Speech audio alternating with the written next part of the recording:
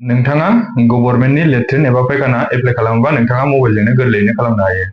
Hello लोगोफोर, बरायबाय नोंथांमोनखौ आंनि भिडिअ'आव। लोगोफोर, नोंथांमोननि सिगाङाव आं दिनै मोनसे टपिकनि सायाव भिडिअ लाना फैदों। बे टपिकआनो जादों नोंथाङा नोंथांनि मबाइलजों बोरै गभर्नमेन्टनि लेट्रिन एबा फायखानाखौ एप्लाइ खालामो। लोगोफोर, भिडिअखौ जागायनायनि सिगां जुदि नोंथाङा बे भिडिअखौ इउटुबाव नायदोंबा इउटुब चेनेलखौ साबस्क्राइब खालाम आरो लोगोसे बेल आइकनखौ थुलां। लोगोफोर, बेबायदिनो आं नोंथांमोननि सिगाङाव गोदान आरो इम्पर्टेन्ट भिडिअ लाबोबा नोंथांनाव सिगां नटिफिकेसन थांनाय बायदि। आरो जुदि नोंथाङा बे भिडिअखौ फेसबुकआव नायदोंबा फेसबुक पेजखौ फल' खालाम। लोगोफोर, बे भिडिअनि गेजेरजों आं नोंथांमोननि सिगाङाव मबाइलजोंनो स्टेप बाय स्टेप खालामनानै दिन्थिलांगोन दि नोंथाङा जुदि सरकारि लेट्रिन एबा फायखाना एप्लाइ खालामोबा नोंथाङा मबाइलनि गेजेरजों गोरलैयैनो बोरै खालामनो हायो। आसा खालामो नोंथाङा भिडिअखौ जोबजासिम नायगोन होननानै। बेनि थाखाय नोंथाङा जेखिजाया नोंथांनि मबाइलनि ब्राउजाराव थां। ब्राउजाराव थांनानै IHHL बिदि लिरनानै सार्च खालामना होबानो जाबाय। सार्च खालामनाय लोगो लोगो बेबायदि फैगोन लोगोफोर। बे फार्स्टआव नुगोन नै इन्डिभिजुवेल हाउसहोल्ड लेट्रिन एप्लिकेशन, बेयाव थुना होबानो जाबाय। बाव थुनाय लोगो लोगो नै बेबायदि फैगोन नै। बेयाव मोननै अपसन ओंखारगोन नै, नोंथाङा नुनो हागोन। बे जाबाय अफिसियेल लगइन, जेनेबा अफिसनि मानसिफ्रा बेखौ इउज खालामो। ओमफ्रायो नेक्स्टआव नुगोन ओरैथिंजाय थांबा नैबाव एप्लिकेन्ट लगइन। बेयाव नोंथाङा जुदि बेयाव आइडि बानायखांबायबा नैबाव नुगोन नै लगइन आइडि पासवर्ड होनानै लगइन जानो हागोन। आरो जुदि नोंथाङा बेयाव आइडि बानायाखैबा होमबा नैबाव नुगोन नै निउ एप्लिकेन्ट, बेयाव थुना होबानो जाबाय। बेनि सिगां नोंथाङा नैबाव नुगोन नै गेजेराव नोंथाङा जुदि लेट्रिन एप्लाइ खालामोबा बा मा नांगोन, मा डकुमेन्ट्स नांगोन, बेयाव नोंथांनाव अलरेडि नैबाव मेनसन खालामखानानै होखानाय दं लोगोफोर। नोंथाङा बेयाव फरायनानै खेमसे नायनो हागोन आरो। होमबा जुदि नोंथाङा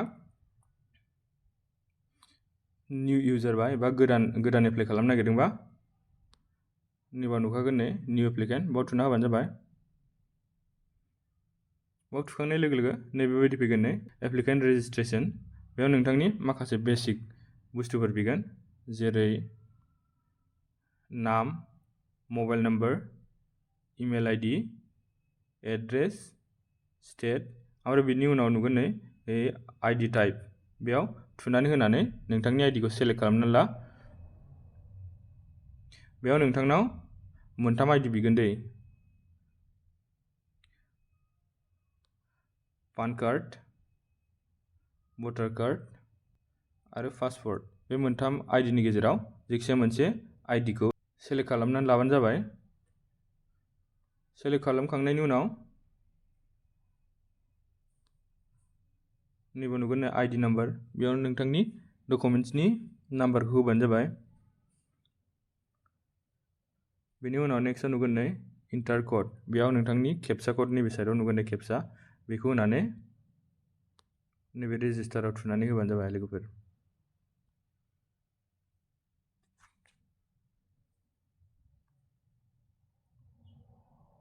बेयाव बिनाय गासिबो डिटेल्सफोरखौ होखांनायनि उनाव नोंथाङा मा खालाम, नैबे गाहायाव नुगोन नै रेजिस्टार, बेयाव थुना होबानो जाबाय।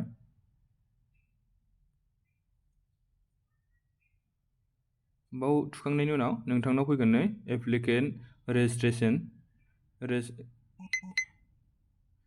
Your registration have been successfully done. Your login ID is, नोंनि रेजिस्ट्रेसन खालामनाया जाबाय होननानै बाव देखायबाय दे लोगोफोर। ओमफ्रायो नोंनो बेयाव मोनसे आइडि हरखागोन। बे आइडिया मेसेजजोंबो फैखायो, आरो नोंथाङा जुदि गोसोबा बेखौ स्क्रिनशटबो खालामनानै लाबानो जाबाय। बेनि उनाव बे सिगाङाव फैफिनबाय नै, होमबा नोंथाङा मा खालाम, बे एप्लिकेन्ट लगइनआव गाहायाव नुगोन नै applicant get one time password, बेयाव थुना हो। बेयाव थुनाय लोगो लोगो नोंथांनि बाव माखासे डिटेल्सफोर बिगोन नै, नोंथाङा नायनो हागोन login ID, email ID, enter text code. बेयाव नोंथाङा मा खालाम, लगइन आइडि दा मेसेजजों फैनाय एबा दासो जाखांनाय लगइन आइडिखौ बाव होनानै नोंथांनि इमेल आइडिखौ होबानो जाबाय।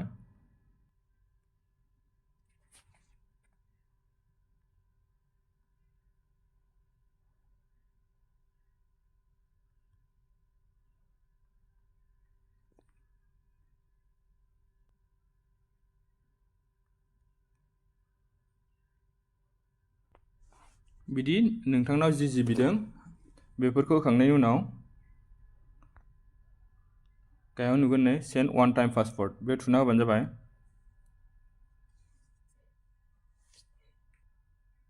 बेनि उनाव one time password has been send माने नोंनाव पासवर्डखौ जे मबाइल नाम्बारखौ नोंथाङा एप्लिकेशन रेजिस्ट्रेशन खालामनायाव होदोंमोन बेयाव नोंथांनो वान टाइमनि थाखाय पासवर्ड बानायनानै हरबाय होननानै बेयाव देखायबाय नै होमबा पासवर्डआ फैबायबो नै लोगोफोर मेसेजजों होनबा जेरावबो थुआलासिनो मा खालाम नोंथाङा नैबे अकेआव थुना होबानो जाबाय।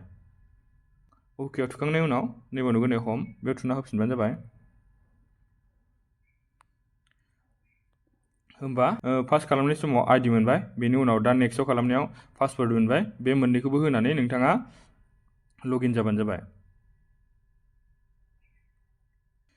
नोंथाङा बेयाव नोंथाङा पास बानायनाय समाव जे लगिन आइडि मोनदोंमोन ना मेसेजजों बेखौ नैबे गोजौआव लगिन आइडिखौ होनानै ओमफ्राय गाहायाव दा बानायनाय समाव दा जे नेक्स्ट टाइमाव बानायदोंमोन बेयाव नोंथांनाव पासवर्ड क्रिएट जादोंमोन होमबा मेसेजजों फैनाय बे पासवर्डखौ नैबाव होनानै बे साइडआव नुनाय केपचाखौ बेयाव होनानै बे बक्सआव होनानै लगिन जाबानो जाबाय। लगिन जानाय लोगो लोगो नैबेबायदि फैगोन नै लोगोफोर होमबा नोंथाङा मा खालाम खेमसे नोंथांनि जे पासवर्ड दा अर्डिनारि पासवर्ड नोंथांनो हरदोंमोन नालाय मेसेजजों बे पासवर्डखौ चेन्ज खालामनानै लाबानो जाबाय नैबेयाव। होमबा फार्स्टआव नोंथाङा मा हो दा अर्डिनारि पासवर्डखौ नैबे गोजौआव होबानो जाबाय ओमफ्राय बेनि उनाव नेक्स्टआव गोदान पासवर्ड जिखिजाया नोंनि गोसोबायदि पासवर्ड खालामना लाबानो जाबाय नों गोसोआव थानाय बे नेक्स्टआव थुनानै होबानो जाबाय। ओमफ्राय आरोबाव बे सेम पासवर्डखौनो जेनेबा नों दा नोंनि पासवर्ड नों गोसोआव थानाय बायदि पासवर्ड बानायदोंमोन ना बेखौ नैबेयाव खेमसे होबावबानो जाबाय। होनानै गाहायाव नुगोन नै केपचा बेखौ होनानै चेन्ज पासवर्डआव थुना होबानो जाबाय। बेनि उनाव नोंथांनि पासवर्डआ चेन्ज जाबाय दे लोगोफोर होमबा नोंथांनाव नैबेबायदि फुरा मोनसे पेज गेवबाय नै नोंथाङा बेयाव नोंथांनि गासिबो डिटेल्सफोरखौ फिलआप खालामनानै नैबे एप्लाइआव थुना होबानो जाबाय। जुम खालामनानै देखायनाया नोंथांमोननो बे गोजौआव नोंथांनि दा फिलआप खालामनाय डिटेल्सफ्रा ओंखारगोन मबाइल नाम्बार इमेल आइडिफ्रा आरो बेनि उनाव नोंथाङा गाहायाव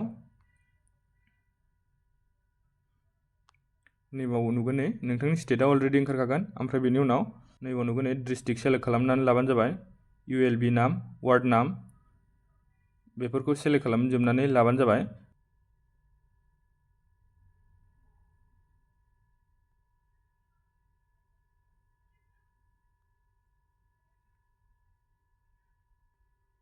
बेफोरखौ फिलआप खालामखांनायनि उनाव नोंथांनि माखासे डिटेल्स फैगोन दे लोगोफोर बेफोरखौ डिटेल्सफोरखौ होबानो जाबाय जेरै एड्रेस फादार नेम आरो नोंनि नाम जेन्डार मबाइल नाम्बार बेफोरखौ बिगोन नोंथाङा बेयाव फिलआप खालामनानै लाबानो जाबाय।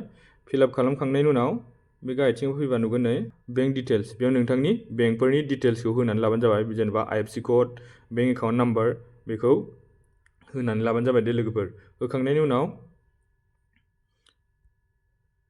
गाहायथाराव नुगोन नै बेयाव नोंनि पासबुकनि कपि फट' जेनेबा नोंथाङा आपल'ड खालामनांगोन बे गाहायाव नुगोन नै एप्लिकेन्ट फट' अफ एप्लिकेन्ट बाव नोंथांनि मोनसे पासपर्ट साइज फट' आपल'ड खालामनानै लाबानो जाबाय। बेफोरखौ गासिबो फिलआप खालामखांनायनि उनाव